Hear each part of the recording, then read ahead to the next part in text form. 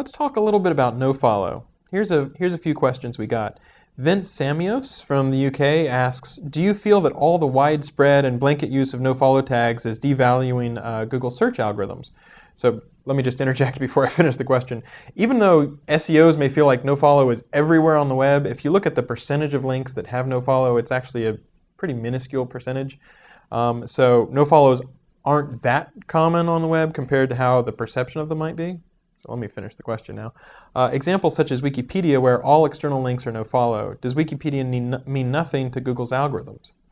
And then jonaths from Brighton, UK asks, do Google take into account quality factors from nofollowed links when the links come from well-established authority sites such as Wikipedia?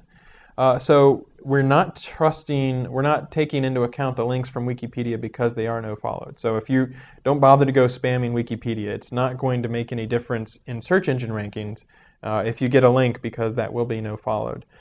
If you have a great resource and people find it via Wikipedia and it's just fantastic and people link to that because of that, or you're getting traffic from a link in terms of direct surfers or visitors, then that might benefit your site. But it's not going to get any search engine ranking boost just because Wikipedia links to you with those nofollow links.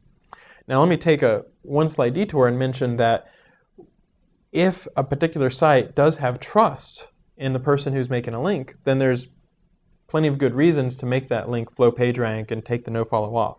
So for example, Wikipedia has experimented with all kinds of different ways to improve their process. Maybe anonymous edits have to be approved before they go live. So you could certainly imagine a scenario in which a Wikipedia editor who was very trusted, who had made a ton of edits without them ever being reverted, that other editors vouched for, however they wanted to define trust, those links might, for example, take the nofollow off. So a very simple thing when you're being under attack from spammers is to add that nofollow tag, and then it doesn't benefit the spammers anymore.